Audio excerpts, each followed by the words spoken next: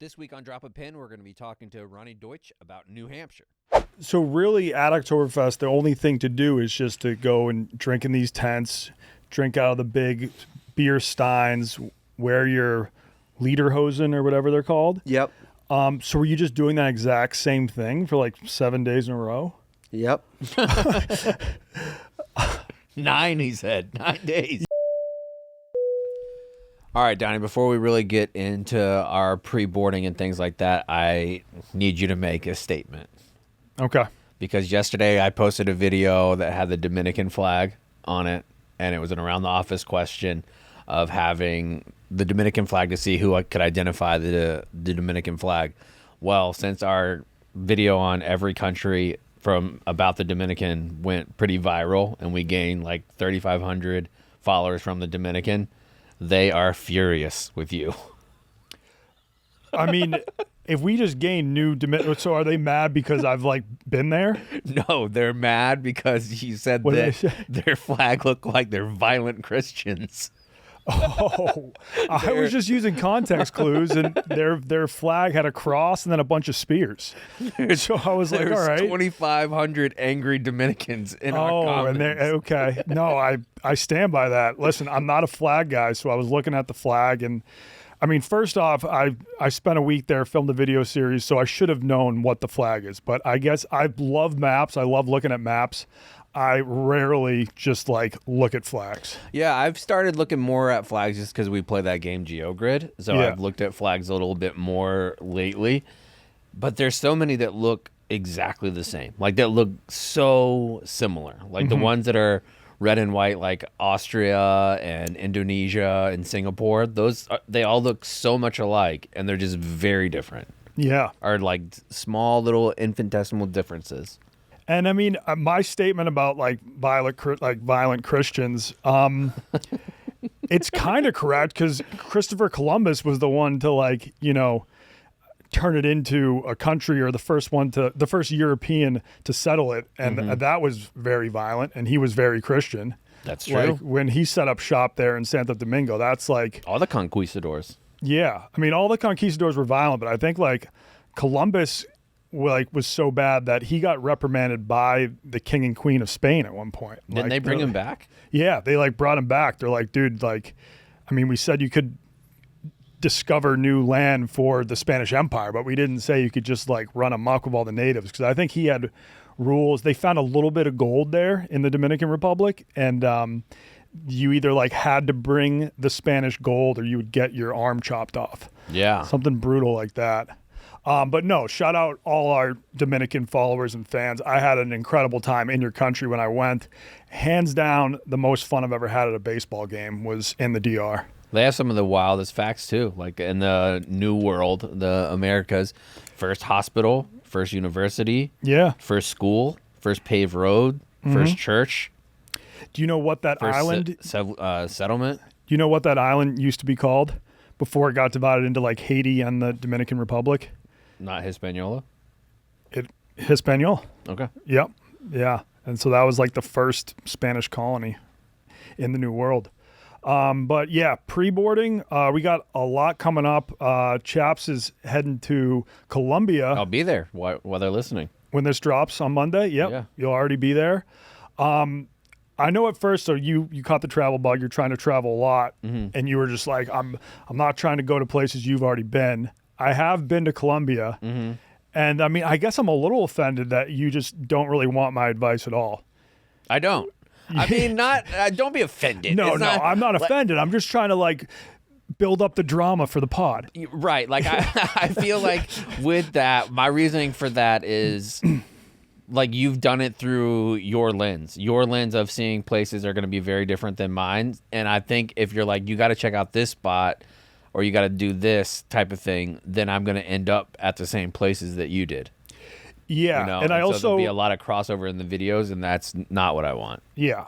And I think one thing I definitely would be sure to avoid is like to give you my like strong opinions on places, because then you'd be going into it already knowing what I thought of it. Yeah. And like you want to kind of like form your own opinions. Right. Yeah. And I'm excited. Like I'm doing things that I haven't ever done, like staying at a hostel Like, Yeah, I've no, never done that. I'm pumped to hear about your first experience in one of those. Looks nice. Like the hostel looks, I feel like it looks a little too nice. The hostel that I'm staying at does, but I'm pumped to go there. I'm excited to see if I can meet some absolute weirdos because I hope to have a new segment for the listeners. Yeah.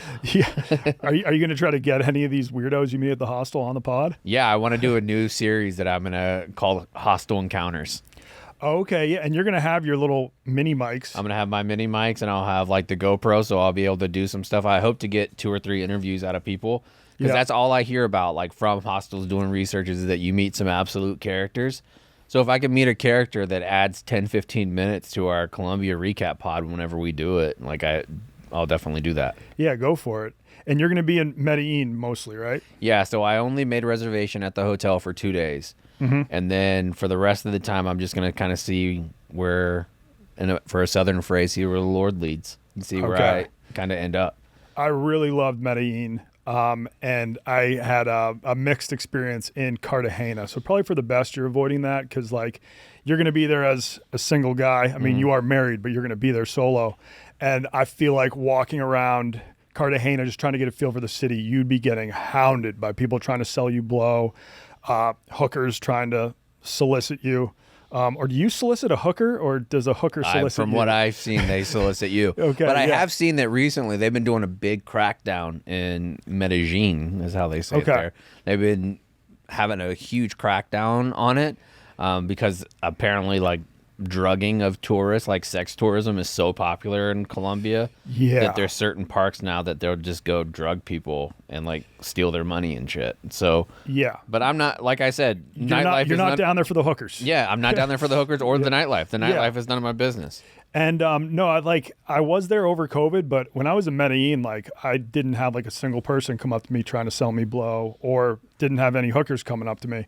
It was a little quieter because the day I left, they went into like a strict lockdown, so strict that in order for me to get a taxi to the airport, the taxi had to have like a certain slip that said like, I'm only going straight to the airport and then I'm going home. Like they didn't even really want cars on the road. Wow. Yeah.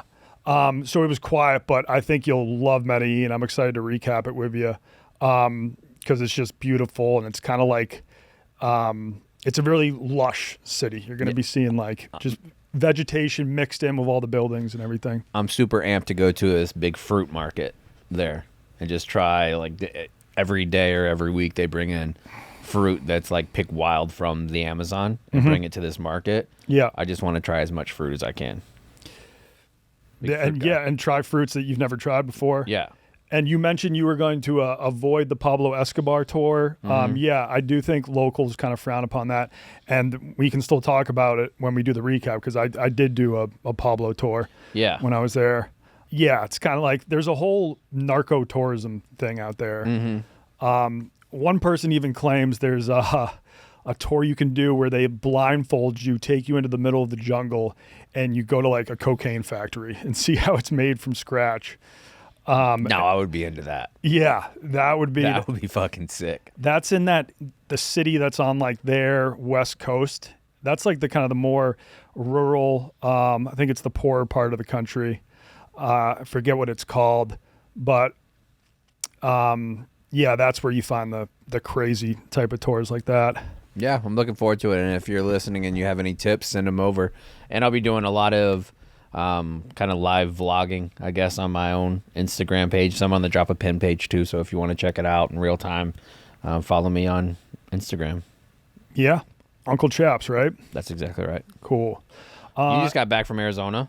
I did. I got back from Arizona.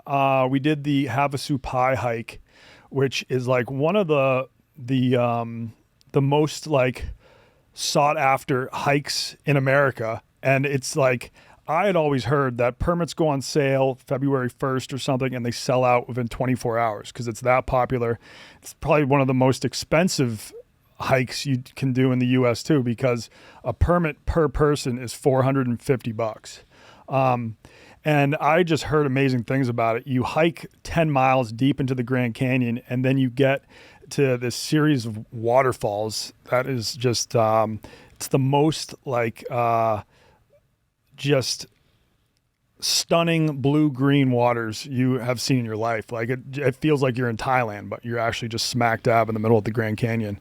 So the hippo mode spots were pristine, but we'll go into more detail on that when we release like the official Have a Supai podcast. Biz and I actually recorded the first mobile podcast on the hike back. So Sam brought like a Zoom recorder with like 2 mics plugged into it, and just we had like a 6-hour hike out. And so for the first hour, we just tried like hiking with mics in our hand. Okay. And while like our experience was fresh, but we eventually just switched to lavs because, I mean, most people who are doing the hike are doing it to get away from civilization, to kind of like deconnect. Mm-hmm. And then when they see these 2 assholes like walking down the trail with fucking mics and 2 camera guys, Biz was like, we're getting some weird looks. So we eventually put those away and then just did the podcast on our lav mics. But I do like the idea of a mobile podcast. It's not really something you see a lot, right? No, Feidelberg. Yeah, well, Feidelberg, Stationary, he does it remote, but in one place. Yeah, Biz brought that up too. He's like, I hope we're not stepping on Fights' toes, but the big difference is we're mobile. We're moving the whole time, and you get to see some scenic shit behind us. So yeah, I'm looking forward to recapping that in the future. No idea when it will drop, but it was also my first time in Scottsdale, which, working at Barstool, you hear a lot about Scottsdale. Riggs lives out there. Biz has a spot out there. Biz's house is beautiful, but I didn't get the best first impression of the city. And here's what I'll say. Working at Barstool, you learn quick. You need to have opinions. You know, it like opinions sell. So I'm going to talk some shit about Scottsdale, but hell yeah. Don't take it personally. It's just like I had one day, it was a Friday afternoon. I just had Biz drop me off in downtown Scottsdale, and I was like, I'm going to get a feel for the city. And yeah, it didn't leave a great first impression, but it's just, time and place. I'm sure you could go to Scottsdale and have an incredible time. But when I was there, it was a little like, it was kind of like not like a smog in the air, but yeah, there was like a haze in the air. So the sun wasn't really shining. And I was walking through like Old Town. It was dead. And there'd be like a couple bachelorette parties going around on those bikes, those like group bike things. Where you can drink and stuff. Yeah, where you can drink. Those don't look like much fun. I don't want to work, dude. Like if I'm going around and I'm seeing a little tour, just give me the beer. You put a motor on this thing. Yeah. I mean, I did one of those on a boat in Chicago. I feel like on a boat, it's a little more exciting. But paddle boat? It was, I guess a paddle boat. It did have a backup motor, but it's the same thing as those bikes. You sit around a table, everybody pedals, which somehow powers the motor. And I did see something I had never seen. There was like someone doing guides on mopeds that were like dressed up like different animals. So there was like a dragon, a tiger. They were all themed after stuffed animals. So the bikes themselves or the people on the bikes? The bikes themselves were like furry bikes. I like that. Furry bike. But we're going to throw in a clip of this tour. It looked so lame. Just there's like one lady in front. I mean, I don't know. Can you just like, I just want to get your opinion on this if you take a look at it. Oh, yeah. Well, that's like not even, that's like a rascal scooter. Yeah. That's like Big Cat used to drive around HQ1 or HQ2. Yeah, it's the same type of scooter that morbidly obese people use in grocery stores. Yeah, you can't do this. And they're just like, I don't know, they got a tour guide over the mic on the front and they're just cruising around. That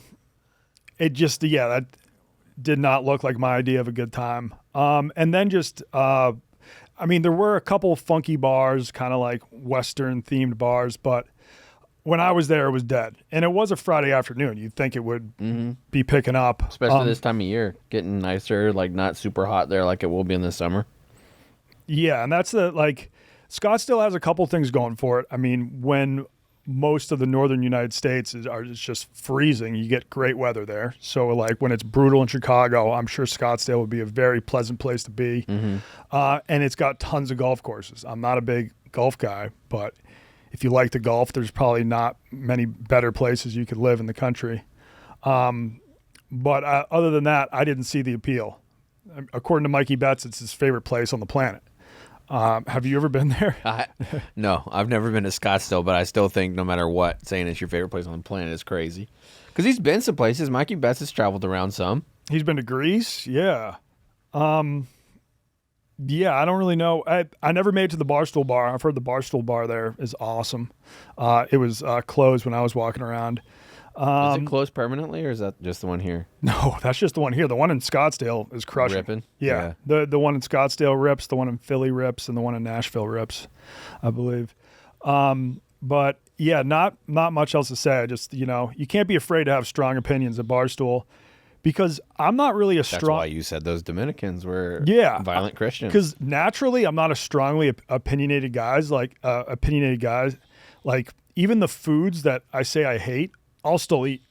Like, there's a lot of people there like, oh, I hate that. Like, and that means that they won't even touch that food. Like, but it's like, I don't like black olives. But if there's black olives in my salad or my sandwich or my on my pizza, I'll still eat it. But I think it's like hands down the worst pizza topping. I completely agree. Yeah. I hate black olives. I mean, do you have any opinions that are so strong that you're like, fuck that place, I won't even go, or it's a food, I won't even touch it? Probably. Like, I don't really like super chocolatey things. Okay. I mean, yeah, but... Like, if there's a super chocolate cake, I don't want that. But you would eat it? No. If you were hungry enough? Oh, yeah. If I'm hungry, of course. I'm not going to starve. But, yeah. I definitely think there's things that I'm just, like, not interested in. Oh, fucking not a mimosa, a Bloody Mary. Okay. Bloody Marys are fucking garbage. I'd rather go sober the rest of my life than have a Bloody Mary. Tomato juice and vodka, get it. Tomato juice, period. Tomato in a liquid form is absolute dog shit. Tomato juice, tomato soup, and people are like, oh, well, you need to eat it with a grilled cheese. Well, that's a totally different meal. Tomato juice, Stephen Che's favorite drink on a plane. That's a lot of people, just because of the way that your taste buds are different at altitude. That's the reason why people like ginger ale, too. The way you experience flavors is different at altitude. Okay. I love ginger ale on flights. I don't fuck with tomato juice on a flight. So things like tomatoes rip there. You have, like, gin and tonics are better on a flight. Mm-hmm. Bloody Marys are better. Grapefruit juice. Things that people don't typically like when they're on land, they like when they're in the air because your taste buds are different. I'm not going to fact check you on that. I'm just going to take your word I wish you for would. it. Google it, Sam. Yeah. Do your taste buds change on planes? Yeah. Do your taste buds change on planes? I'm going to look like an idiot if this is wrong. Yes, your taste buds are affected and altered on planes due to low humidity and cabin pressure, reducing your ability to taste saltiness and sweetness by up to 30%. Okay, so then maybe you like want something really salty or sweetness to kind of counteract that you're losing 30%. Yeah, so you like gin because it has the juniper. You like tomatoes because of the acidity. Mm-hmm. Ginger ale because of the ginger. Yeah. So strong flavor profiles. That's why that one fella eats a raw onion on a plane. Yeah. That guy's an asshole. Is that guy Australian? I'm not sure. Okay, but there's certain pranks, like, I get it. Like, we're in the social media game. Well, but if you're disturbing everyone else around you, that's fucked. Well, he's kind of just like, oh, wait, you think because it's going to, like, smell so strong? Dude, yes. Okay. If you're eating a full Vidalia onion on a plane, like skin and everything, and you're eating the whole thing, chewing it up to the point where you and your seatmate are crying tears from the onion, to me, that's fucked. Like, to do that intentionally to somebody else. It's different. Like, we talked last episode about having babies on a plane. Babies are people. Like, they should be able to experience plane and travel and do all those things. Mm-hmm. This guy should be banned for life. Speaking of babies on a plane, I did see that there's an airline that lets you, before your flight, you go online and you can see where babies are seated and then choose your seat based on that. Asia's doing it right again. It's either Japan or South Korea. It could be. I'm almost positive. I would... If it's not, I'll be shocked. So yeah, because you're a big, you say like Babies are people too. You said that on the podcast. You shouldn't complain. Japan. Japan. Yep. Yeah. No doubt. But yeah, I think if you're able to offer that, do you think that's a solid feature that more airlines should offer? Yeah. I think they should have that, and they should have an icon for super fats. Yeah. Like if you're over a certain weight, you get flagged and then you show up on the seat map. I think honestly you should have to put your weight on there, and you should get a fee reduction based on the weight. Like each row based on how much you weigh on that row. So like you have some super fat lady that's paying $400 for her flight. If she's spilling over into my seat and I know that, I should get that flight for $239. Right? Like I think you get a third, maybe a little bit more reduction if you're suffering. If those seats were cheaper, that'd be great. Yeah. Yeah. Yeah. I'm a huge proponent of that. And so if you were in between like a baby and a super fat, then it's like that's the cheapest seat. You on the fly plane. free. Actually, speaking of super You fats, got babies and super fats all around. Like one of Dr. Now's patients walks in from 1,000 pounds. I'm not a big 1,000-pound sister or 1,000-pound life guy. Before Dr. Now, is he like a doctor? Is he like that just focuses on fat people? The disrespect for Dr. Now of you not knowing who he is off. This is our first argument on the pod. Dr. Now, he's the host of My 600-Pound Life. He does the gastric bypass surgeries in a clinic in Texas. And during COVID, I got super into the super fat shows. Like I watched 1,000-Pound Sisters, 1,000-Pound Best Friends, My 1,000-Pound Life, 1,000-Pound Next Door. Like there's so many 1,000-pound shows, 600-pound shows that I watched. Dr. Now, the patient that this man has, and I did a bunch of like TikToks and stuff about him before, and they would go like crazy viral, have like millions of views of people talking about him. Somebody got Dr. Now to do a cameo for me. Oh, all right, nice. So I was so happy watching it. How much does he charge? I think he charges a lot. I think he charges like 150 bones. God damn it. Yeah. Well, I saw a tweet which pertains to this, seeing we're talking about super fats, and it looked fake. So I asked Grok if it's real. It was about all the money airlines are saving because so many people are on Ozempic these days that I guess like the average weight of flight passengers is going down. And Grok says it's true. They said, yes, this is based on a Jefferies analysis projecting up to $580 million in fuel savings for major U.S. airlines in 2026 from lighter passengers using drugs like Ozempic, confirmed via the LA Times and CNBC reports. That's pretty good. 580 million? Good for us. Good for us. But, I mean, that's like an insane stat. I don't know how you really figure that out. And didn't we? Because they do have to have like how on a manifest that they submit to the FAA how much a plane weighs. So it would speak like they could definitely figure it out. Yeah, like average plane weight's going down. Average plane weight, like with the reduction in overall cabin weight, how much does that affect fuel efficiency? That's something they could figure out for sure. Yeah. Not me. I don't know enough math to do that. Good for us. I am all for like morbidly obese people getting on Ozempic. I just think it's insane, like the slightly chubby people, or not even chubby, just completely normal people that are getting on Ozempic just to be like rail thin. Would you rather be called super fat or morbidly obese? I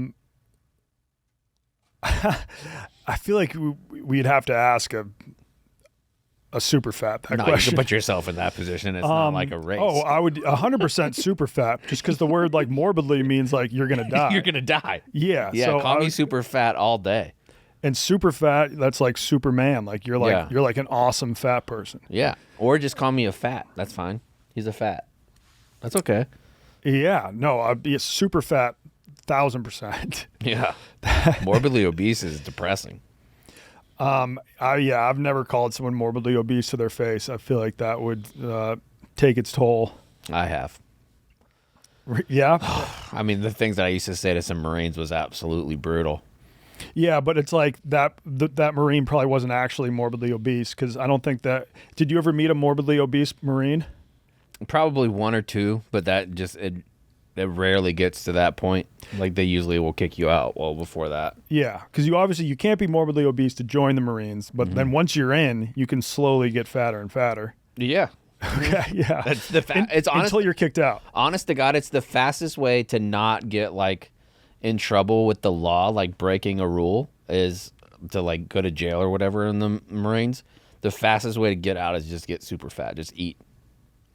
And I don't think they do that for the police, though. I think if you're they can't do that for cops. No. I mean, my hometown had just like the fattest man you've ever seen as a cop. And usually they end up working like front desk at a library.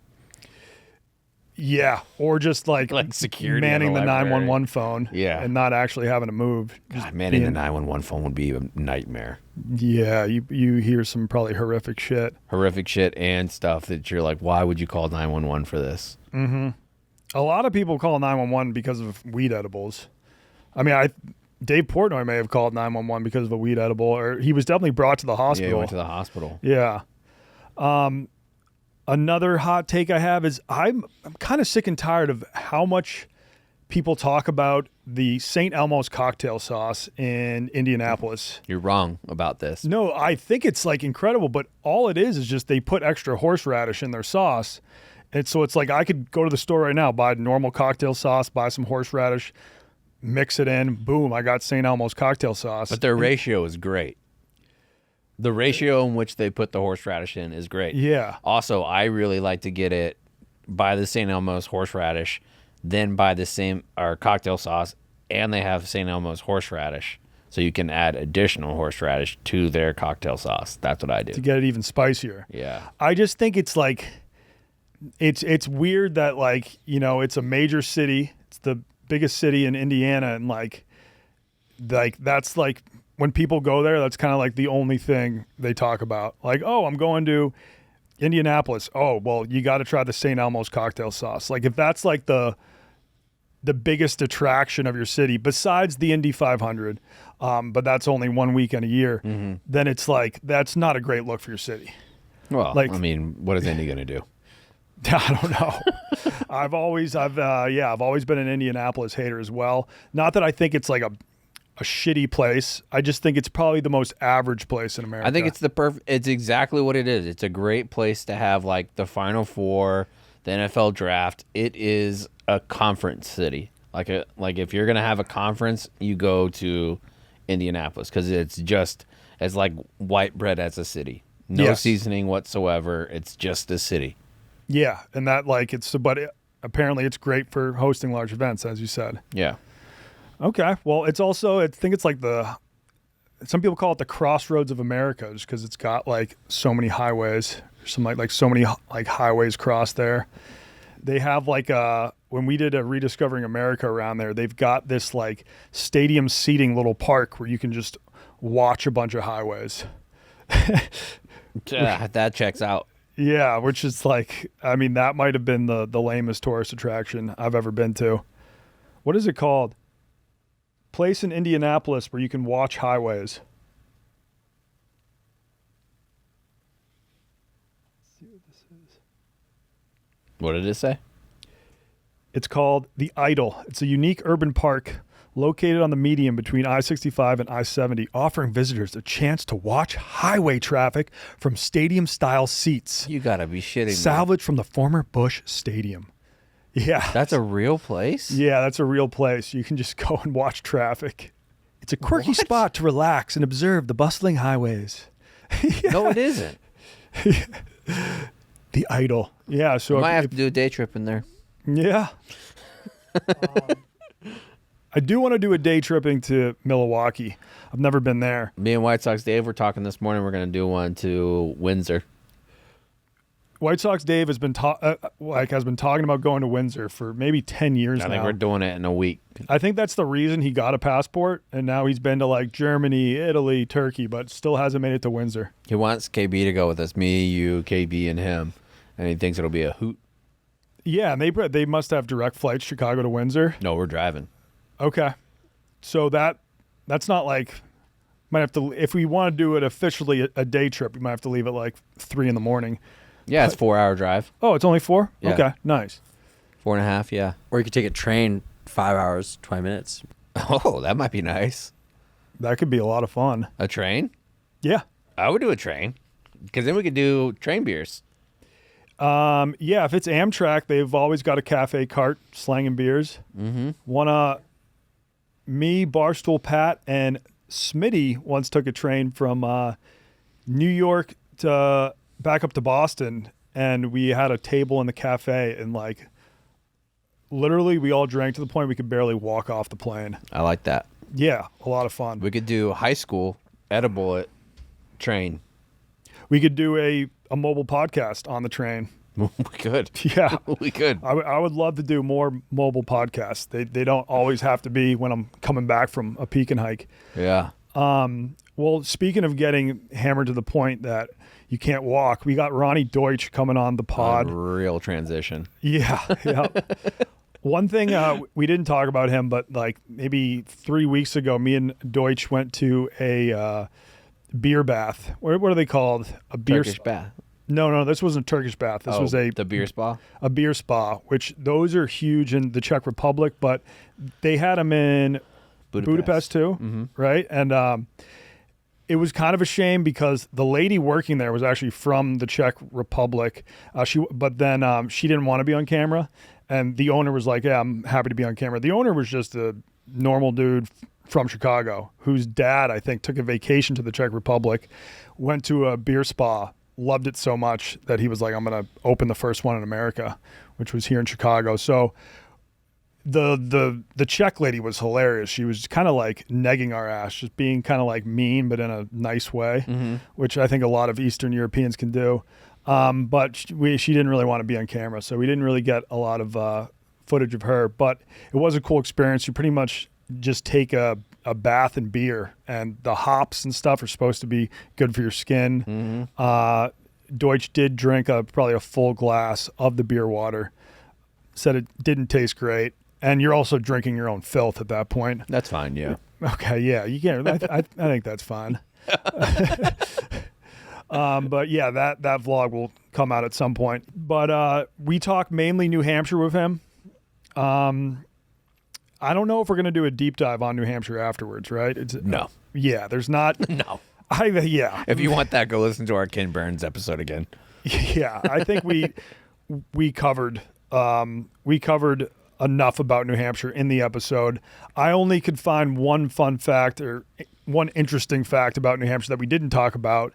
And speaking of Ken Burns, before the Boston Tea Party, one of the first revolutionary acts actually happened up in New Hampshire. It was called the Pine Tree Riot, because the British Empire, they marked every tall white pine. They said, you're not allowed to cut it down and use it for yourself. You have to save those so we can turn them into the masts on our ships. And the New Hampshireites, that's what they're called, were not happy about that.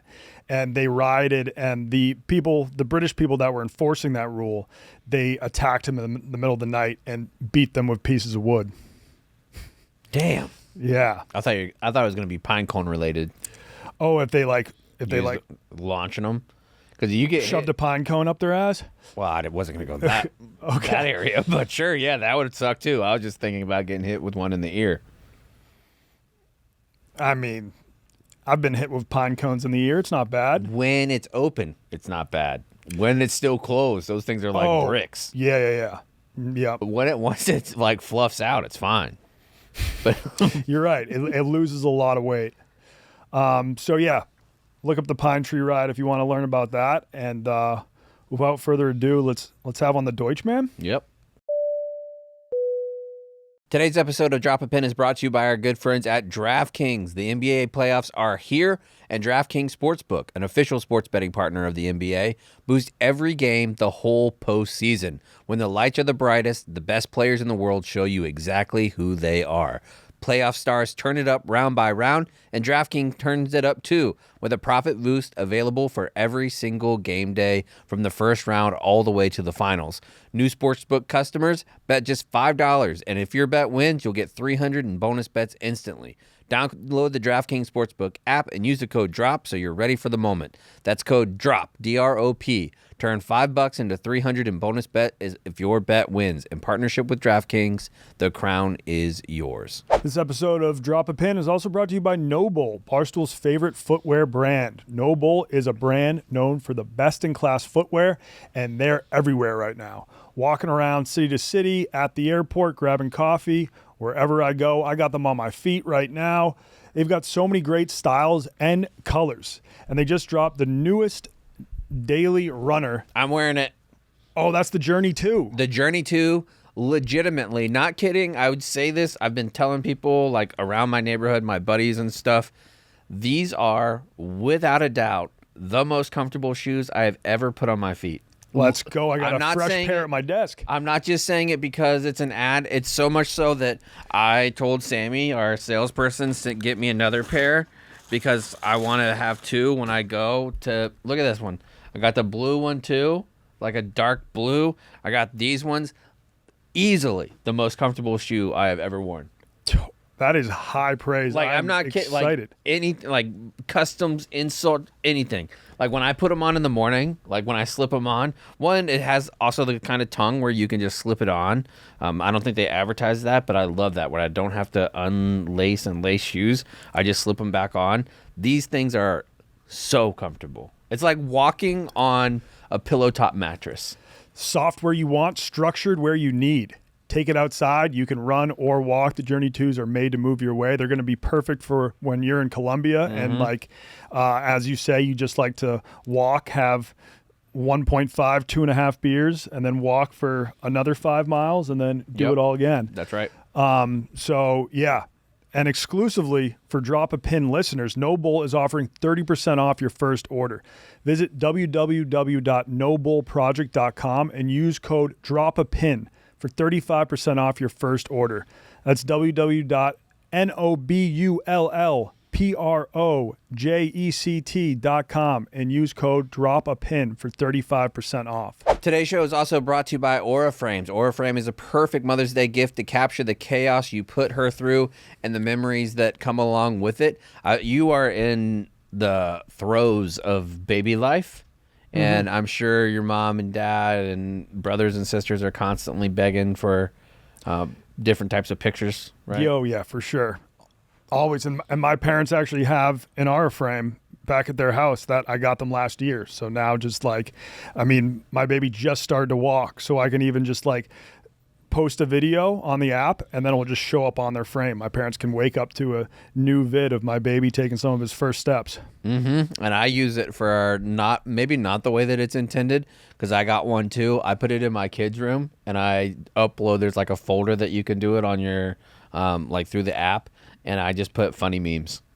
Okay. So I like that. It's, yeah, a great way to connect with your older kids too. Yeah, so I put like it's in his room and I just put like things that I think are funny. Yeah. And like some like, Dad, can you take that one off? That one's lame. Like some of them. Oh, I'm sure. I'm sure most of yours are lame. I don't see you having the same sense of humor as a middle schooler. Well, I don't know. Let's see. Because I mean, my dad will just text me memes from time to time, and I'm like, that's not it, Dad. Meme frame. Yeah. So for a limited time, our listeners can get $25 their best-selling Carver mat frame with the code Wonton. That's Aura, A-U-R-A frames.com with the promo code Wonton. Support the show by mentioning us at checkout. Terms and conditions apply. Mother's Day is coming up pretty soon, and then we got Father's Day after that. So it's the perfect gift. My parents were thrilled of it. Today's show is also brought to you by our friends at Mountain Dew. Now when I think Mountain Dew, I think Camp Barstool. I'm already getting pumped to go back to Camp Barstool. Can't wait to go out. But there was something about when you were younger, having that experience where you get out of school, you go over to a friend's house, and you rip open a Mountain Dew. Oh, yeah. An ice cold Mountain Dew. Oh, yeah, frosty. Yeah. It's already heating up in Chicago fast. I can't wait to rip some Mountain Dews on the lake. I don't know when I'm going to take my ceremonious first hippo mode sesh in Lake Michigan, but when I do, it's going to be with a dew, and it's going to be soon. Mountain Dew was proudly born in the foothills of Tennessee. I had no idea. I actually did not know that either, but Tennessee is beautiful. I went there for the first time for the pilot episode of Pekin. We hiked the Smoky Mountains, and just those rolling hills are beautiful. So when you're enjoying the great outdoors this summer, do it with a Dew and enjoy the refreshing citrus kick of Mountain Dew, an American original. Oh, and it was invented in 1948. Yep. Grab a Dew. It's tasting great since 48. Yes, and shout out Dew. They're going to be sponsoring the some new Rediscovering America that we'll be doing for the 4th of July. So be on the lookout for that, and let's get back into the pod. Ronnie Doitch, welcome on the plane, buddy. Thanks for having me, guys. I feel like me and you go way back. I mean, I'm not going to take any credit for discovering you. That was Dana Beers, but I was the first person to put you in a piece of Barstool content. I believe, over COVID when I was doing Zillion Pijos, the first international drinking competition, where I would just find people online to drink against Pongzai, who's like the drinking king of China, the person who popularized the tornado chug. And Doitch was the only guy who could beat Pongzai. Nice. April of 2020. What should I call you? What's your name? Ronnie? I'm all fucked up. My buddies in college called me Ronnie. But I don't really use Twitter that much. You can call me Ron. I kind of like Ronnie. I'm not going to lie. Ronnie's perfect. Ronnie definitely Doitch? works. Ronnie Doitch? Doitch. And that didn't seem to phase you at all. I was just like, hey, man, do you want to be in do you want to go head to head against this Chinese dude, be on camera chugging beers? Like, you're like, yeah, sounds good. Yeah, it seemed like you were in your element. Yeah, I mean, I think that was just an interesting time. I was working for Farmers Insurance as a claims adjuster for property damage, and I had just been laid off, and I was kind of just like jumping into seeing where I could go with just posting drinking videos. A long way. Yeah. A long way. A very long way. And it was a long journey because we recorded that in 2020. That was your first time in Barstool content, but it took a good 5 years for you to get the full-time job. In the meantime, you did some drinking content for Friday Beers, right? Was that so Friday Beers was able to get you paid a little bit? Where did you find some other ways to get paid just from drinking beers? The start of it, I worked like I had a bunch of different terrible jobs where I could make like $500 or $600 a week, and then try to make more money either advertising like clothing or beer gadgets to Shotgun, or doing kind of cameo videos or racing people online, trying to get to like $1,000 a week just to like get by. Okay. Now, I think the drinking stunt that you pulled, which Pongzai wasn't able to do as fast as you, was the triple Hoon shotgun, I believe. Or like Pongzai challenged you to a triple Hoon shotgun, and I think you were able to do it even faster than him, where you shotgun 3 tall boy beers while cranking a Hoon at the same time. I'm trying to remember exactly what it was. The first one I did was the Walrus, and that wasn't even up against Pongzai. The second one was What's the Walrus? It was 2 like, I don't remember if it was 40 ounces or like 33 ounce bottles that you just have to go vertical with, and then at the end you have to hold them both in your mouth. Okay. That's a good time. That was against, was it Mark? Oh yeah, Mark from Hard Factor. Yeah, it was Mark from Hard Factor. He actually did it very quickly. And then I think the next one we did, oh God, I can't remember if it was 3 bottles like that, which was a nightmare. Yes. It's a lot harder. When it comes out of the bottle, the liquid almost doubles, the volume almost doubles in size because it foams so much. If I have it in a pitcher or a glass and I go to pour it down, the liquid's gonna stay like undisturbed. Yeah, you don't. When it comes out of a bottle and it foams, that's when you really feel the pain in your stomach. Yeah. Now that I remember, I think it was the triple Hoon shotgun that got me my first YouTube strike, which is like a big deal. If you get 2 more of those, your YouTube page just gets deleted. You can't post content anymore. So yeah, I no longer do any drinking competition videos, but that was for a good cause. We were like raising money showing people that China and USA can be friends even during the pandemic. And we were like raising money for COVID relief. I don't really know how, but someone wrote an article about us in like a Chinese newspaper being like, oh, look at this American. Because that's the reason why you guys did it, to be altruistic. Listen, we were grasping at straws. I was just looking for any sort of content to I like make you're like, over yeah, we had COVID. these people with hammering beers, but it was for a good cause. It actually was for a good cause. Yeah, I mean, we pretty much like invented the vaccine with all the money we raised. Don't tell Dante. No, I won't. You're right. I don't think that's a good thing, actually. Maybe we just cause more problems. But Doitch, if you don't know, he is from New Hampshire, and he is from Portsmouth, New Hampshire. Fun fact, he had a big crush on my friend's wife in middle school. Oh, nice. Yeah. You smash? No, she was actually dating my best friend at the time, who had gone through puberty, and I was probably 5'6", little chubby kid who was just admiring from afar. Okay. Well, I'm sure she's listening. Because like the first time she saw you in my content, she was like, I know that guy. And then you're like, oh, I know her too. Yeah. Huge crush. Huge. Portsmouth is cool because it's like New Hampshire, I think, is the shortest coastline of any state in the U.S. You were saying it's like 11 miles or I believe 18 it's miles? 13 miles. Something like that. And Portsmouth is the big coastal city there. Very scenic city. I love a solid New England coastal town. Did you grow up kind of like in the burbs of Portsmouth or actually just like in Portsmouth proper? I grew up in Rye, New Hampshire, which is on the coast. So it goes Seabrook, Hampton, Northampton, Rye, and then Portsmouth's kind of on the corner, pretty much separating Maine and New Hampshire. Yeah, There's a river that goes through, the Piscataqua River. So you could go for a jog and hit New Hampshire, Maine, and Massachusetts in one jog. For sure. There, if you've got a little endurance. I mean, what can you tell us about growing up in Portsmouth? Just an awesome place to, definitely an awesome place to grow up. I can't remember what year it is. National Geographic wrote an article, is Portsmouth, New Hampshire, the greatest small town in the country? It's just kind of like the perfect size. There's probably 20,000 people.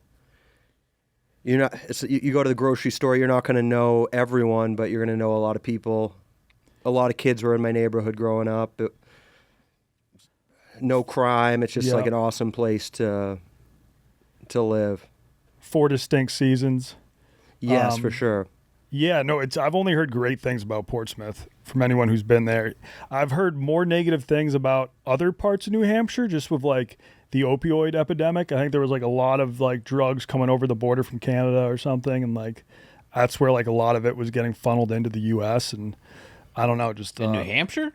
I did hear that some parts of New Hampshire got deep into the opioid crisis. Huh. Portsmouth, Rye, that area too, and probably a couple classes below me, a couple classes above me, probably in each grade 3 or 4 kids probably died. Damn. A lot of it is, bad to say, it's rich kids.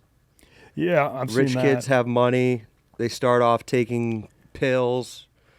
They no longer have access to the pills, or they can't get the pills, and then they go heroin. So we were definitely touched by that too.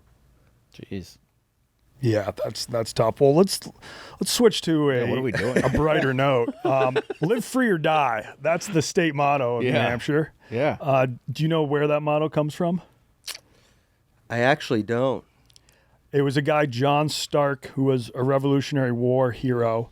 And he didn't say it during the war. He said it after the war, where they had a big reunion plan for him and his army, all like the guys that he was in charge of during the war. He wasn't able to make it, but he sent in a toast. He was like, give this toast there. And he wrote it down. What did it say? So Stark wrote in a letter to fellow veterans of the American Revolution, live free or die. Death is not the worst of evils. And he couldn't attend the reunion, so he sent the toast instead, and it stuck as the state motto. It would be sick to say something and 250 years later people were riding around with it on their license plates. Yeah. That would be sick. Oh, yeah. I wonder how many motorcycle deaths it contributes to. They Probably were a lot. A lot. And seatbelt. Yeah, because you guys don't care about seatbelts. No. Yeah. Oh, yeah. So they don't have wearing a seatbelt's not mandatory if you're an adult in New Hampshire. I think it's the only state that can say that. Yeah, I think so. And you don't have to have a helmet whenever you're riding a motorcycle. Nope. So would you say it's a very libertarian state? Is that Very much so. Okay, Yeah. yeah. They got no sales tax, I believe. So I think it was a big thing when I was growing up. People would like drive up to New Hampshire just to load up on booze. Booze and cigarettes. Booze, cigarettes. Seabrook border, right there, Salisbury, Seabrook. Okay. There's a bunch of huge. There's a liquor store. Then there's cigarettes and beer. What about property taxes? Those high? Yes. Yeah. Big property tax, but there's no income tax. No income or sales. Yeah, so it's like Portnoy, instead of getting his house in Nantucket, he could have got like a mansion on the coast in Portsmouth or nearby. Not had to deal with that. And then he could just go back and forth between I don't Florida. think he was worried about like pinching pennies. Not with that house. No. No, definitely not. And fireworks. Fireworks are legal there, so that was a big thing for the 4th of July. You would go up to New Hampshire and just load up on fireworks. That's got to be the only place in New England. Maybe Maine. I bet Maine has legal fireworks. Maybe. Yeah. Maine and New Hampshire seem like they have a lot of the same vibes. For sure. I'm not sure about fireworks though. Yeah. It's funny, like New Hampshire and Vermont, they're almost like mirrors of each other, except one I would say is a lot more liberal. And like Vermont's a lot more liberal. New Hampshire's a bit more conservative. Because I think New Hampshire it's one of the biggest, or it's a very important swing state. It is. That's where they have the primaries, and it has gone red. I think it was really controversial when maybe the first time Trump ran, like Belichick and Brady kind of like talked at one of his rallies up there, and like that was tough for the Patriots fan base because like there were some people that were like very pro-Patriots but very anti-Trump, and they were like, oh, how do we? I think they were like, okay, I'll put politics aside and stick with the Patriots. For sure. Yeah. But yeah, so you grew up in New Hampshire. Where else have you lived? I lived outside of Indianapolis for like a little bit under a year. I was doing initial training for property claims adjusting. I think that was Fishers, Indiana. That was a lot of fun. I liked it there, and I've also lived in Tampa for like a year for work training and just kind of getting my feet wet for the Nielsen television ratings. What does that mean? So I never knew about this at all. So like when they say like 200 million people watch the Super Bowl, I thought somehow they knew like every single person who was watching the Super Bowl. It's not really that accurate. They pick one household to represent like 50,000 homes in a certain area. So what I would do is they'd give me a house. They're like, we really want this house. Try your best to get this house. Basically, we'd go in and set up our software. I wouldn't be doing any of this. The technicians would. Software to read what they're looking at on their computer, on their television, how much time they're playing video games, stuff like that. So I'd try for the one house. I'd just show up and act like they won this sweepstakes kind of. Show up with like a gift basket and like balloons. If they really didn't want to do it, I'd try it a couple more times, and then I think we'd move to the right. We'd just automatically go to the right and keep going until you found a house. So what's this pitch? Like, what do you... Yeah, like... you got to convince somebody... Like, I cannot imagine someone showing up to my house with balloons and shit and be like, hey, can we put this on all your devices so we know exactly what you're watching at all times? And someone saying yes. How did that pitch go? That's kind of how it was. I mean, the people... Probably you were hoping for people that weren't too smart. Yeah. Because it was a very small amount of money that they were getting. Maybe it was $100 to $200 a month. It wasn't a lot. Yeah, I mean, why do you have to even act like they won some sort of competition? Can't you just be honest with them? Like, hey, man, this sucks for me too, but can you please just like... Yeah. But just like lay it out for them, like, hey, you're going to help our like rating system, but we'll pay you a couple $100 a month. I think you just wanted to make them feel special. Yeah. And Okay, sometimes people need like a small win, even if it's... Yeah. Or they can convince themselves that it's a small win. I mean, $200 a month is like that's solid win for some people. I feel like you almost got to go in, knock on the door, and be like, "Look, we're here for the ratings spot. This is what we're doing." Yeah. And if you don't say yes, I'm going to go around to all your neighbors and say that you said no. And the reason why most people say no is because they're into really weird porn. Yeah. They're into really weird but here's shit. the thing. It's like back in the day, I think watching porn on TV was like more popular. These days, no one was really watching porn No, on but TV. he said tell when you're playing video games, like when you're on the internet, like it tells you all kinds of shit. Yeah. Like it's not Oh, just it like, would, like, when are you watching Sesame Street? It's like a bunch of stuff. Yeah, I think at one point it was all television, but I don't know when it's everything. Yeah, 'cause now it's now they're It was that's how they know it for was like tablets. Paramount. Yeah. It was everything. Fuck. All right. Yeah. No, I'm not going to accept $200 for someone just to be looking at everything that How I much would look that at on a cost you? screen. I think I would do it for $500. $500 a month coming in just so somebody knows. I mean, because realistically, the government knows anyways. Right. Like somebody Oh, for knows. sure. Like somebody could hack in and see what I'm watching. Yeah, you when offer you me go- $500, give me free internet and free cell phone. Look at whatever you want. I Yeah. don't care about my data anyway. There was like a class action lawsuit at one point. You know how on Google you can go incognito mode? Yeah. It's like, that's like you're not actually incognito at Well, all. Pornhub even tells you that now. Oh, they're like, Like oh, if you go incognito mode, they have like DuckDuckGo as like one of their main advertisers. And be like incognito. Google knows where you're going on incognito mode, but DuckDuckGo doesn't. oh, I okay. use DuckDuckGo. Is that a browser? Oh yeah. All right. Shout out DuckDuckGo if you want to sponsor the pod. Yeah. So, but overall, you didn't really love any jobs you had before working here? No, It's kind of a slog. I just worked whatever I needed to, kind of like just to get by. It was always the goal to work at Barstool. Yep. I'd kind of painted myself into a corner with where I could go. Yeah, because there are some jobs that like might have been like, oh, you seem like a good candidate, and then they would have seen your online presence and be like, I don't know, if this is going to work. Right. You're the beer guy. Not that it's obviously not illegal, but for sure frowned upon. Yes. A lot of companies, I think, would. It's kind of lame, but there's a lot of companies out there that would just judge you after seeing how fast you can drink a beer. Right. And even before you worked here, you were like on yak case races and stuff, and like it's great content for us. But at the end of the day, you're like, I'm not even working here. Like I still might have to get a real job at some point. I don't know if they're going to be impressed by the fact like I took down like 15 beers and it didn't faze me at all. Right. But I do feel like a lot of companies are going to have to change that as well. Like as people that are like Sam's age coming out of college and stuff, almost everybody's going to have some nefarious video that's out there that's going Yeah. to embarrass them in some sort.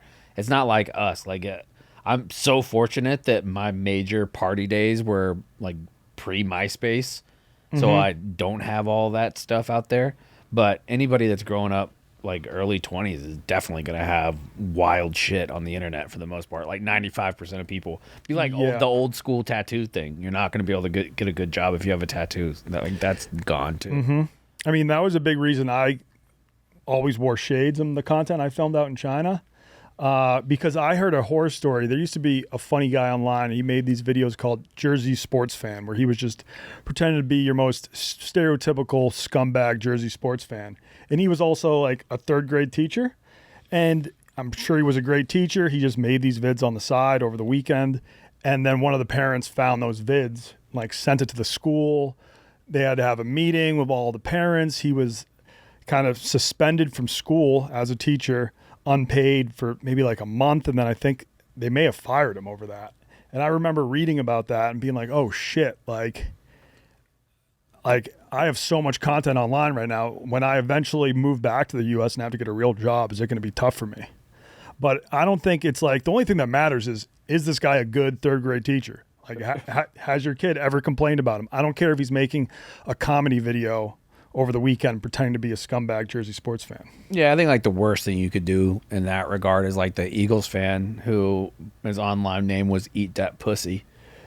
Eat That Pussy. Didn't he have kind of like a dark past? Yeah. I don't remember what he did, but it involves some sort of assault. I don't really want to besmirch that, it, yeah. maybe, because I remember Eat That maybe it had Pussy. to do with Google like that. little kids or something. But Eat That Pussy, I feel like almost worked at Barstool. Yeah, he was very close. I think Mo was trying to bring him in. Oh, yeah. EDP Oh. 445 allegations. Oh, yeah, young. Oh, no. Yep. Eat That Pussy canceled. Oh, he was, according to recent developments, a group named Predator Poachers has caught him as he Yeah. engaged with a 13-year-old girl. All right. Well, okay, All right, moving that's on. tough. Well, Yeah. that was not the case with Doitch. That was not the case with Doitch. Doitch, do you mind if I bring this up? We can always cut it from the pod, but just how your ex-girlfriend, how you met her by claiming that there was a drinking competition near her hometown. Yeah, in Okay. Baltimore. Yeah, so like Doitch, he comes on my show, and on the show he was like, I've been in and out of jobs. Like, you seemed a little sad. You're like, all my friends are married with kids. Like, I've got no one to hang out with anymore. And I was like, oh, this guy seems a little like down on his luck. And then a couple months later, Doitch just pops up with like the hottest girlfriend ever.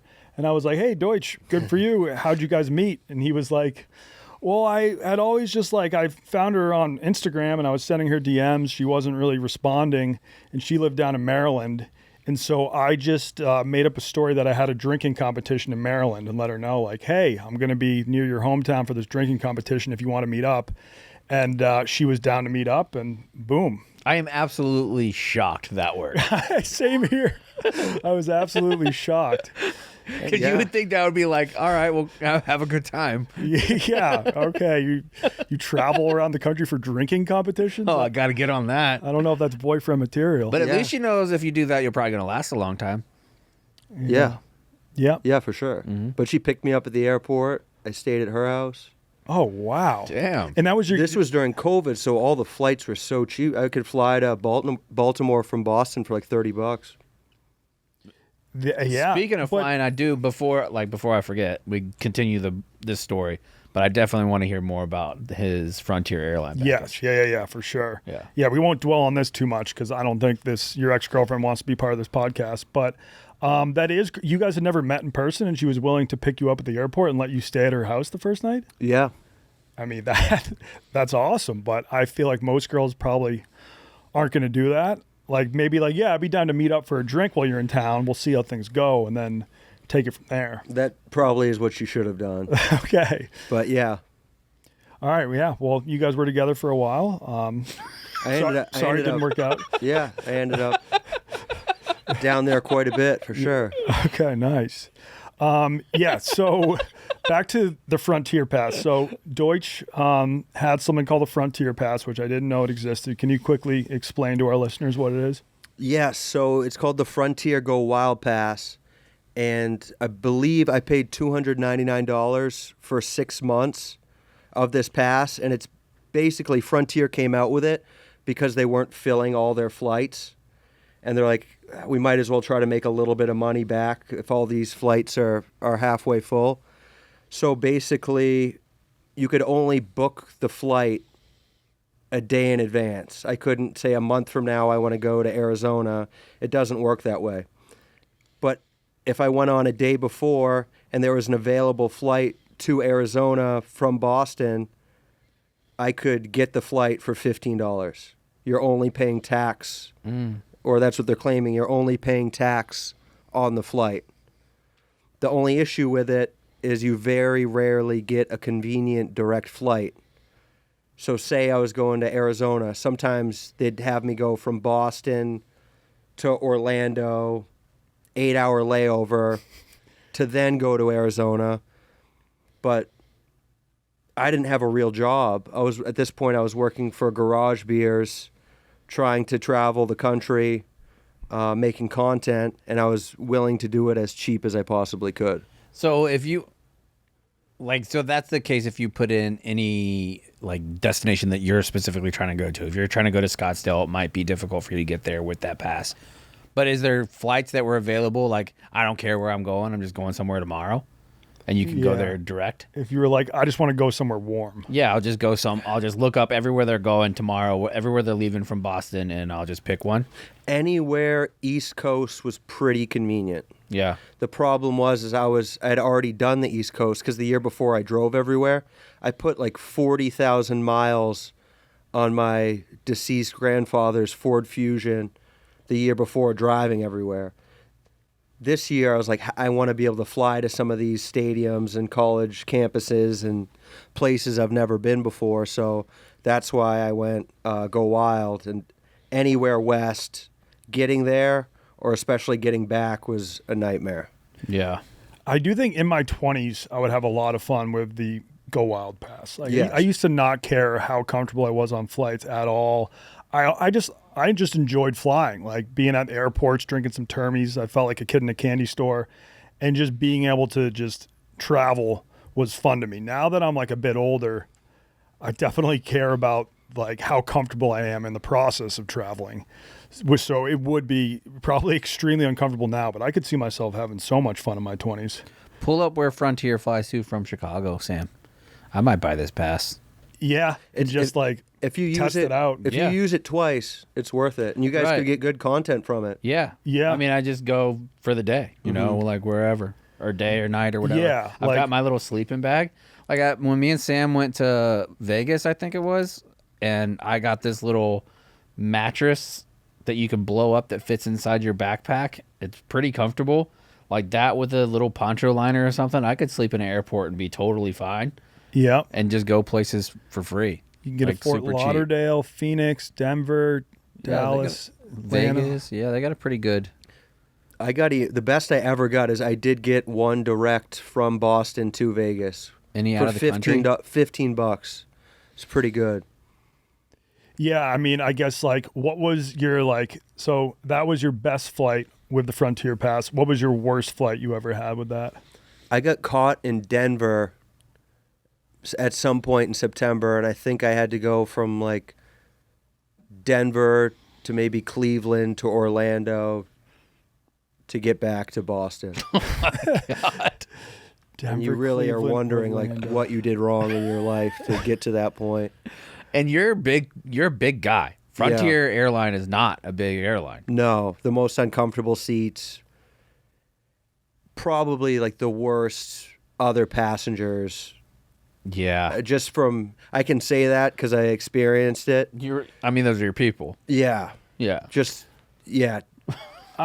Yeah. I don't think I've ever had like a flight ruined by the other passengers on my plane. Like I know some people say, "Oh, I don't fly Spirit or Frontier just because of the people I'm going to encounter on those flights."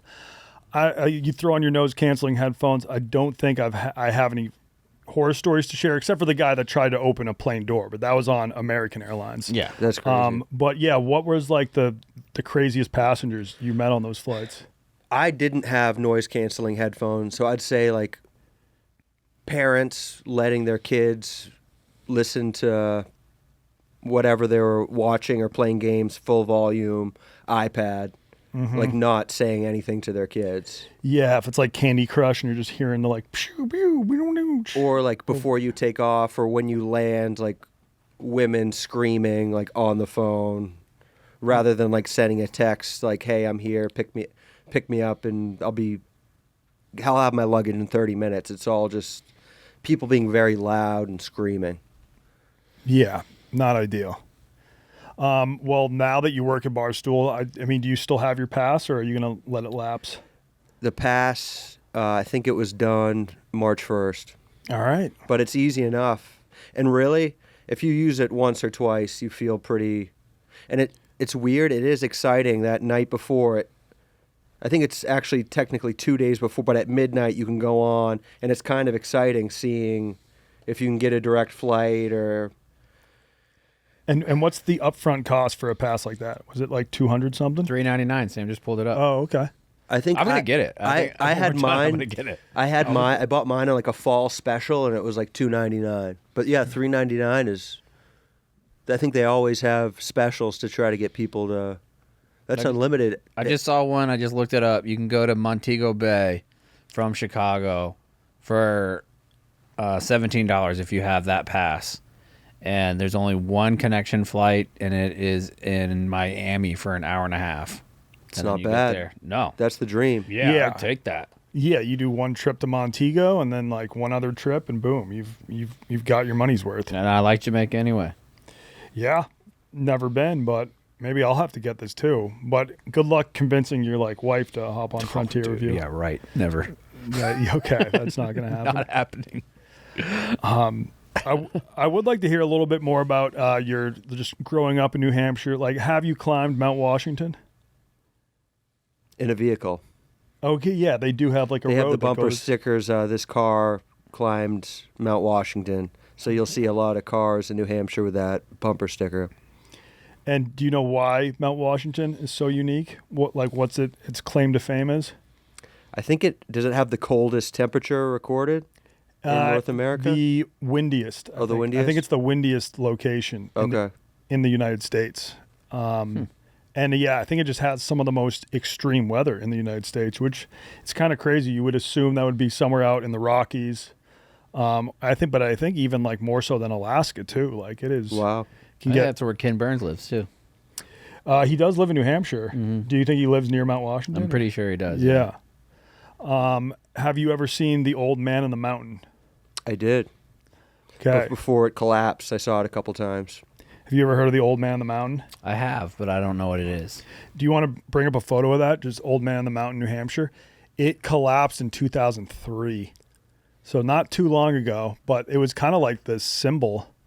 That was our state. When then we had the state quarters. Oh, The Old Man yeah. of the Mountain was our state quarter. Yeah. I think I saw that as a kid once, but it's no longer there. That's a cool picture. That does look sick. Looks like Leonidas. Is New Hampshire the one that's got the Green Mountains? The white- Vermont. Okay. We have the White Mountains. Okay. You got the white ones. That's right over the border of Maine. All right. I went there when I did my 40th. It was awesome, man. Like all those little shops and stuff up there have like the coolest little library system that the Carnegies paid for. Like all that whole area throughout New England, Carnegie built like something like 5,000 libraries or some shit, like small town libraries to try to get education to rural communities. Okay. Yeah, that's what he was like. His big philanthropic endeavor was. I love building it. all these libraries. I don't know if Doitche spent a lot of time in those libraries, but No libraries at all. No. no. Southern New Hampshire, though, is pretty much just like Massachusetts, and a lot of people will live in Southern New Hampshire and commute to Boston. Like, Yes. is that the vibe in like Nashua, New Hampshire? Yeah, I think Nashua's growing like crazy. Okay. But even so, the problem with Portsmouth is hardly anyone I know or grew up with, we can't afford to live there anymore. Because there's a lot of wealthy people from Massachusetts and even New York moving up to New Hampshire. Like when I graduated college in 2011, you could buy like a 3-bedroom, 1-bath ranch for like $200,000. Now, like the cheapest house you can buy is like $650,000. Insane. Yeah. Yeah, I think I've been priced out of my hometown as well. Massachusetts as well. And especially anything near the coast, the prices are going to be double. Now, you told me that you have been to Oktoberfest in Munich, which I'd love to talk to you about. But first, have you been abroad besides that? Nope, just to Munich for Oktoberfest. Okay. Now, after you started gaining notoriety for just being able to drink beers so fast, were you like, I got to get there? Was it like your number one bucket list destination? Since I watched Beer Fest in like probably 2006 or 2007, have you seen that movie? Yes. It's all I've wanted to do is go to Oktoberfest. And yeah, I guess once I started making the drinking videos, it just seemed like the right move to go there and check it out. It's not really as drinking quickly isn't really as celebrated as I would have thought, but it was still a lot of fun for sure. Did you have to save up for a while for that trip, or was it cheaper than you expected it to be? I think I saved up a little bit, and I got a couple different like hangover remedy companies to like give me $1,000 each, and every day I posted like waking up and getting rid of my hangover. So I got a little help from I think like 2 different companies. Okay, that's genius. So walk us through the experience. It goes on for a while, right? Is it like a 2-week event or? Yeah, I think it is 2 weeks. And I think, it starts in September and goes to like the beginning of October. The weekday, if I were to go, and I definitely do want to go again, I'd go during the week, and I wouldn't go for as long. On the weekend is when everybody from Germany has days off from work, so that's when everybody goes. You want to go during the week because most of the people who live in Munich are working, so it's just all foreigners, but it's much easier to get into a tent, to get a table, to even walk around. The festival's just absolutely jammed on the weekends. And in order to just get a table in one of these beer tents, like, you want to be showing up at like 6 a.m.? No, I don't think I ever showed up that early. It's just kind of you're standing around and you need to like lock into a table opening up, or you meet some people that invite you to their table. But I didn't do it the right way. I know you can in advance, like a year in advance, you can book tables for specific days and times. Did you go by yourself or with some buddies? Or I went with my girlfriend at the time. Okay. And we went for way too long. How long were you there? 9 days. holy shit! Your 9 liver days. must have been pickled by the end. I left projectile vomiting like at least 6 or 7 of the days. Good God! Because you start out in a tent, or I'd always start out in a tent that was 5% alcohol, similar to like what I drink here. Mm-hmm. And then you meet people and you go into different tents and they start serving 11, 12, 13% Like mead. beer, yes. Yeah. And you don't think about it, you're already drunk, and then before you know it, you're out of your mind. But there's a whole hill where there's just thousands of people passed out on the hill, from 18 to 80-year-old, just slouched over with throw up next to them. It's Working security. There's the hill. Got to be a fucking Yep, nightmare. it's dude. an absolute blood. But there's people fucking on the hill. There's Hell people yeah. laying in throw up. It's So is it's that something like... you got to see it at one point in your life. So really, at Oktoberfest, the only thing to do is just to go and drink in these tents, drink out of the big beer steins, wear your lederhosen or whatever they're called. Yep, So were you just doing that exact same thing for like 7 days in a row? yep. 9, he said. 9 days. Yeah, well, I figured maybe like a day of travel there, a day of travel Yeah. back. Also, I think we did other stuff on the weekend because we got there, and I think maybe the far right photo is just how crowded. I couldn't even like get to the tent. And there's other stuff. There's like the sketchy. There's like the sketchy like Ferris wheels and different. There's rides that you can go on. Okay, it's Like a kind of small like... town carnival. Yeah. Yep. The Gravitron's there. Yep. It does seem... I've only been to Munich once because I had about an 8-hour layover, and I was like, I got to see the city. So I just walked around, ate and drank. And German food is so heavy, too. It's just like, breaded schnitzel. That's the word I'm looking for. Pretzels with mustard. There's a type of like pasta that they always eat. Strugel? No. Isn't it potato based too? Like gnocchi almost. Yeah, there's something like that I didn't quite know. It's white and kind of flavored. Spatzel. Yeah. Yeah. Spatzel. And like, I just ate a bunch and drank a bunch of those beer steins, and like, I could barely like walk to my airport gate after that. Like, and But just the pretzels are fire though. oh, very good. But just like pretzels, beers, spatzel, schnitzel. I was like, I almost just went into the airport bathroom and pulled the trigger because I felt like I was about to explode. So you doing a week of that is like, yeah, I think the move is if you're going to Oktoberfest, get in maybe like 3 solid days there. What a saint of a girlfriend too. 2 to 3 days. Tolerating that shit for 9 days. Yeah, she really did. And the worst part about it is I think I like met her sister for the first time before we went on the trip, and she's like, well, there's all this other stuff. Why don't you do this stuff? And I think she had a little bit of a buzz going, and I had a little bit of a buzz going, and I'm like, no, this is like what I want to do. And she's brought it up like 10 different times, and eventually I was like, this is my trip. Yeah. This is my Super Bowl. This is like the only thing I've ever wanted to do. If you were going on a vacation, the most I'd ever say to you is maybe try this restaurant. It's good. Yeah. But like, why are you trying to take control of my fucking trip? And the problem, she was 100% right, which sucked. No, I disagree. I feel like if that's a place that you've wanted to go, it's your bucket list event, and this is all you wanted to do is go there and fucking drink, you are full within your rights to be like, I don't give a shit about anybody else's recommendations. Yeah. Maybe if your girlfriend was the one that's wanting to go someplace different, like check that out with her. But if she's cool with it, Yeah. who gives a shit about what her sister yeah. does? Also, like, she can go do her own thing. Yeah. Like, was she just too afraid to go do something on her own?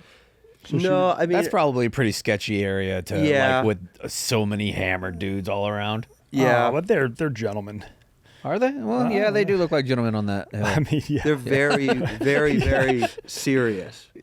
Germans in general. Very, very Yeah. serious. Yes, not the best sense of humor. I don't want to generalize all Germans. My main experience was in Shanghai. There was people from all over the world there, and like every German I met, like I don't just a really lame sense of humor, or just no sense of humor at all. I don't remember ever laughing at a German. Yeah, I don't think Germans are known for their sense of humor. I don't Yeah. think there's ever been one on SNL. But No. but very responsible. And I was talking to a Chinese girl once, and she was like me and my Chinese girls, like our dream is to like get well, you wouldn't say wife up. What's the female version? They want to husband up. Lock a man down. Yeah.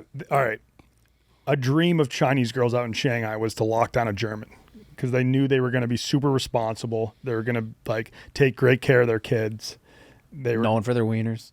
known for their wieners. They were going to be very financially stable, and like Chinese girls, that's what they care about. They don't care if like this dude's going to like be able to crack me up. They're just like, I need someone who's like, you know, going to be taking good care of his finances and is going to be able to raise my kid. We really lucked out here. Like the women primarily care. Like, can you make me laugh? Are you nice? Yeah. Like that's or pretty sick. are you tall and can slug beers like Doitch? Yeah, They're like, yeah. okay, boom. Husband material right I don't here. know about husband. Boyfriend material right here. Maybe. Yeah. And then, so their like dream guy was a German, and then a French guy. They were like very romantic. We like that, but then they can be a little sleazy too. French guys? Yeah. Oh, yeah. And then they were kind of like, Americans can sometimes be the best of both worlds. Sleazy and funny. Funny and somewhat responsible. Italian men were brutal at Oktoberfest. Okay. Like brutal. Cat calling women, getting Oh, handsy. Just, I've never seen anything. Yeah. I've never seen anything like it. They're known for being hazardously horny. For Yeah. sure.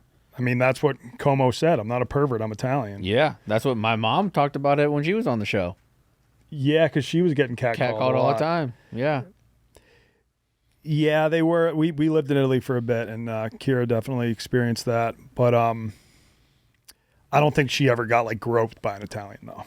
That's good. Just some catcalls. Glad to dispel that rumor. But I was also like at the drunkest area. I mean, in Oktoberfest, the Italians were probably even worse behaved than they normally are if they've had 3 or 4 of those liters of whatever we were drinking. And then you were telling me that a lot of the Germans there, they use snortable caffeine. Yes. Whoa. So not cocaine. It is a white powder. It's like schneef powder. It comes in a little glass vial. Okay. And yeah, you just put some on your hand and it's just, I guess it just gives you energy. I mean, that sounds exactly like cocaine. Yeah. You just described cocaine. That's it. The little tube on Amazon. That's exactly what we were buying. Oh, you can buy it on Amazon? Yeah. Buy a couple of those right now, Yeah, Sam. we'll rip some. $14.99. That's yep. Oh, yeah.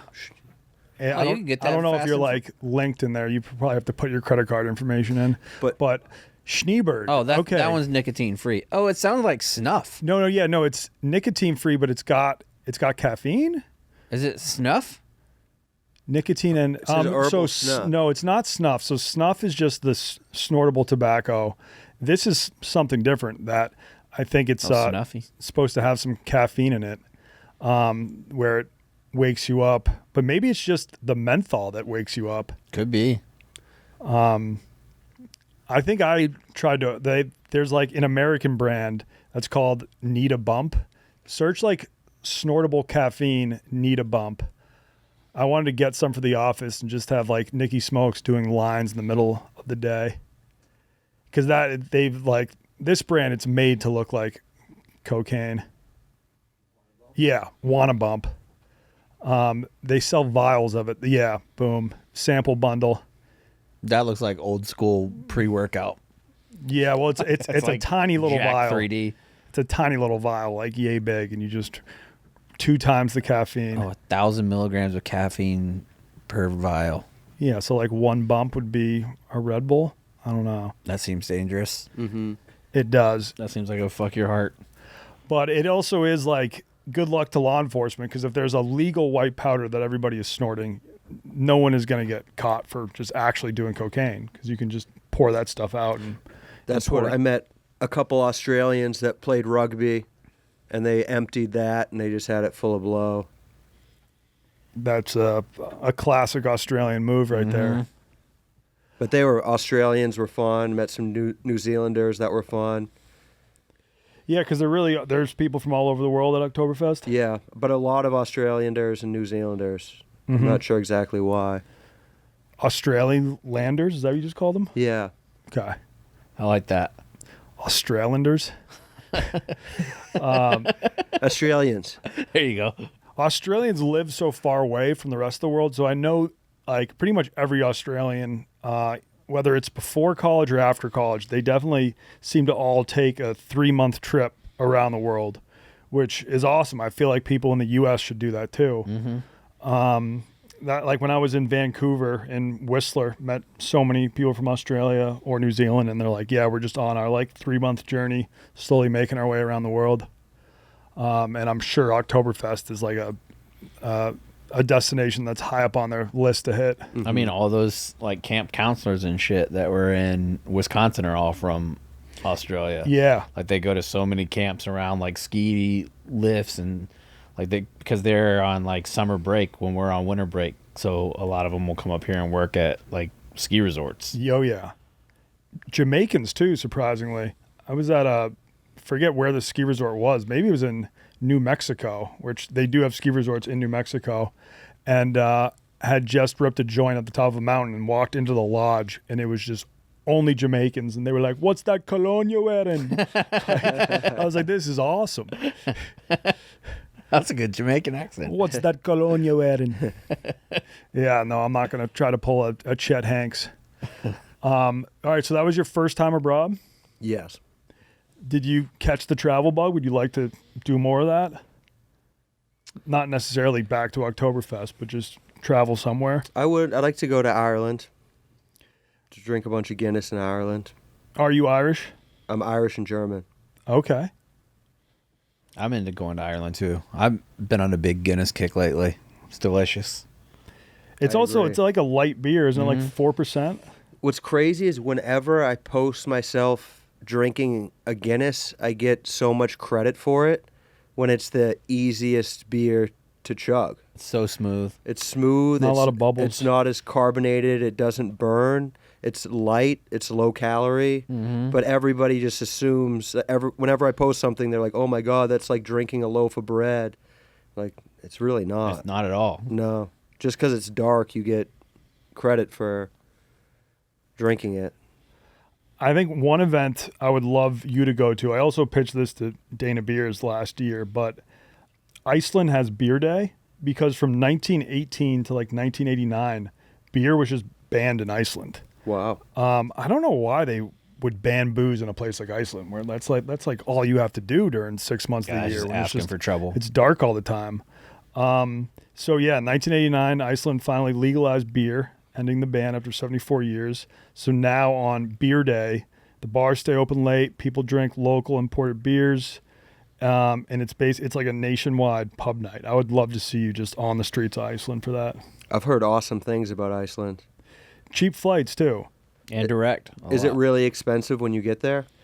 Yeah, so taxis were insanely expensive, I've which heard- I didn't know. I took a 15-minute taxi. It was like $90. Oh wow. But so you might want to just like rent a car and then just park it for beer day Yeah. and then just walk around the city and get lit. They have buses though. They have buses from the airport to like the city center Yep. that are pretty cheap that you could take and just hop on that. I looked into doing it whenever I was going to Budapest, and it was pretty cheap. You can get a bus ticket for like $10, and it goes straight to the city center. And then it's not a very big like place you could walk around most spots. Yeah. There's not a whole lot of nice hotels or anything like that though.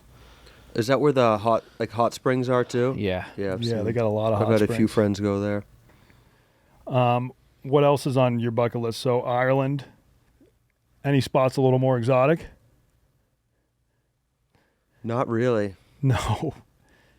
Pretty content. I'm pretty slugging simple. beers here. Yeah, and that's the thing. Even when I was on my own, just making beer drinking videos, at the end of the day, I was fine. Just if I was just working in a factory, I'd be fine. Yeah. If I had a 1-bedroom apartment with a couch and a TV, I'd be completely content. I could totally see that. You know who gets to travel all over the world? Who you're really close friends with? Joey Chestnut. Yes. Like he's filmed videos in Japan, all over the Pacific. He's gone to like military bases all over the world and done eating competitions there, all over Europe. I feel like you and Joey Chestnut on the road would be great content. Like he just eats hot dogs really fast while you chug some beers. Yeah. I mean, he likes the beers too, so Can he chug though? he can chug pretty fast. Okay. He's a little bit slower, but had the same idea for sure. He'd kill me in anything volume related because like the way those guys train is with liquid. So it would kill me to put down like a gallon. Like I could do it, but it would kill me right now to drink a gallon of water. He trains drinking 3 gallons of water in a row. Holy He shit. probably has to throw that up because I know enough Yeah. water can kill you. Hydroglycemic, yeah. But think about, I think a gallon of water is like 8 pounds. Think about drinking 24 pounds of water and just having that sit in your stomach. So any competitive eater would destroy me in anything that had to do with volume. I told him when he was in the office last that he would make an absolute fortune, I think, if he signed up for OnlyFans, and the day after he did the hot dog eating competition, he just went live from his bathroom. Just like no sights, just sounds. Yeah. And like facial expression. I think people would be like enamored by that. Some people might be into that. It's funny Just the because chest up. like Yeah. like Matt Stoney makes so much money. Like he's just off like TikTok videos and different Yeah. videos. If you just look at his views, you can tell how much money he makes. And he has a really good personality, and you have to be right for doing that. But I don't think Joey cares about, like, I think he likes winning the competition, and obviously he does very well with sponsors, but I don't think he really cares much about social media or making more money off of doing stuff that he just genuinely doesn't want to do based on his personality. Yeah. Who was the guy that you mentioned? Matt Stoney, Yeah, I don't know if I know him. Is he a competitive eater? Or? he's a competitive eater. He's usually in like You'll recognize his face. he's usually in like the top 5, but what he does an amazing job on like TikTok, especially doing challenges that get millions of views. So you just know he's making Yeah. a lot of money on the side. Yeah. All these people just aren't fat. It's wild. It's so gross, dude. Yeah. Not. I would just feel like I've been- such garbage. I've got a stomach bug. Today, I actually shat my pants this morning. So Oh yeah, it's like, congrats. this is the last thing I want to watch. Okay. Yeah. Had I a do- bunch of Indian food. Holy Oh, shit. God. I do think that a lot of what they eat comes back up pretty quickly. Yeah, throwing it up. So, I mean, it stretches your stomach, but you're not digesting all those calories. Do they just go in the bathroom and blow chunks once the competition's over? I think that's what most of them do. I mean, that's not great. I mean, just think about like if you just the hot dogs, the sodium intake for that would be life changing. Like 80 hot dogs the sodium in that. It would be like eating a whole one of those iodized salt containers. Yeah. I mean, I can eat pretty good, but like even to eat 10 or 15 hot dogs is ridiculous. Yeah. You get so sick of the same flavor and taste. The consistency too, like the saltiness, texture. Yeah. After 10, I'm like, it's amazing. To then do 7 times that many is just incredible. Yeah. Speaking of eating disorders, Jeff D. Lowe's on some sort of like weight loss thing. And I think you got to save those drugs for like the people that really need it. Like, you know, Frank the Tank at one point was close to 500 pounds. I think he was on like Monjaro, and like that helped a bit. If you have diabetes, it can help. But when people like the Kardashians and Jeff D. Lowe are taking it just to like slim down a couple extra pounds, I think it's ridiculous. Like, I don't think Have some discipline. the dozen views are not going to like go up if Jeff D. Lowe loses 10 pounds. Like, it's not like Jeff D. Lowe's like an obese guy. No, he's not. He's not gross. Yeah, he's not gross. People are like, oh, who's this fat fucking host? This guy needs to get in shape before he hosts a trivia show. But that's what a lot of like I've heard a lot of really good-looking women say that they want to get on Ozempic because they don't want to just be skinny. They want to look anorexic skinny. Gross. Anorexic skinny's coming back. I hate that. No, that it's coming not. back. I mean, I don't even find that attractive. That's what they're saying, and I'm like, you must be kidding. No, you see it. Like, there's some of those Secret Lives of Mormon Wives ladies are like real Anorexic thin. skinny. Yeah. Don't do it, ladies. Don't do it. If you're Everybody listening. likes to grab a little tush, Oh, yeah. We a love some titty or curves. something. Yeah, you get rid of everything. You ain't got no titty meat. Yeah. We like the titty meat. Don't we, Ronnie? I'll even take some love Love it. handles, so, you know. Yeah, love handle, whatever. Yeah. But I'd much rather somebody be a little chunk than Rail too thin. skinny. Yeah. Same here. you can just see it in their faces a lot of the time. too. Their eyes. The Ozempic eyes. You really can see it. Ozempic eyes. I actually have never heard of Ozempic eyes. Is that a thing? No, yeah, look it up, Sam. Oh, Ozempic. Ozempic eyes. Are It they makes similar you to look like butthole eyes? Yeah, very similar to butthole eyes. Yeah, butthole eyes. Oh, man. Yep. I wonder if you get Adderall eyes, if you're just using that as a weight loss drug. Probably. Shut up.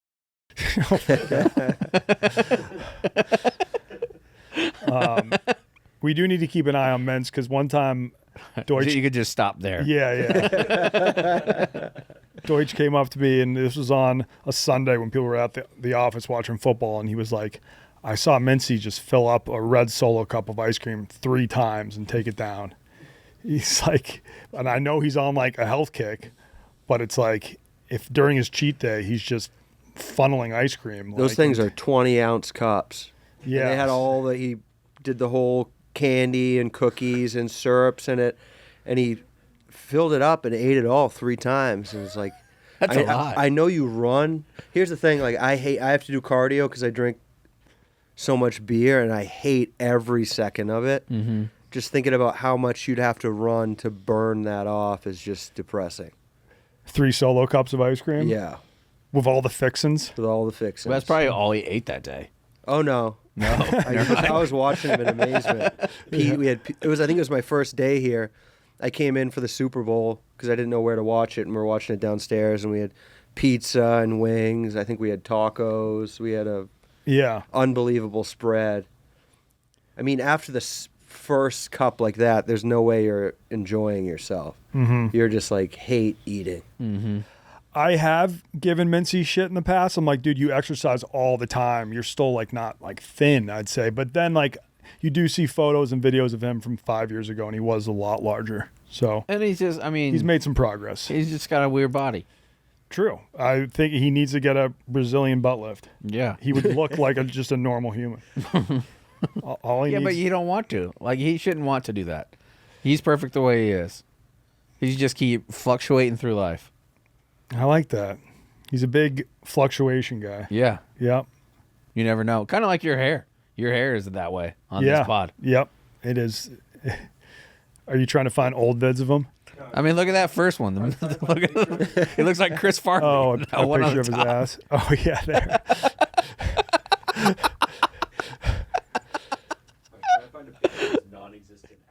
I mean, that's That's the one where you had that's a great photo. the ill-fitting shirt Yeah, but it also accentuates how there's really no ass straight there. down. Yeah. All right, well, we don't have to dwell on Mincy too much. Yeah. Doitch, thanks for coming on. You got any last fun facts about New Hampshire for us? Thank you guys for having me. Where's no. the best brandy at in New Hampshire? Where's what? The best brandy. You're talking to the wrong guy. Yeah, I don't see you as a brandy drinker. No, just pretty much just light beer. Yeah. All right, how about this? If someone visits New Hampshire for the first time, what's like a perfect day, or what are 5 things they must do? Let's see. I mean, you really can start at the coast and work your way to the mountains pretty easily. It's only like an hour and a half to a 2-hour drive. So I don't know, maybe get breakfast in Portsmouth, check out the beach in Rye or Hampton, then like go into Portsmouth and check out the river that separates New Hampshire and Maine, the Piscataqua River. Portsmouth's really nice to like walk around and shop, and then you could head north, and depending on the time of year, the foliage up there is pretty incredible if you go at the right time and check out the mountains and the lakes, and if you want to hike or just check out a state park, it's pretty beautiful up there. Can you name a state park in New Hampshire?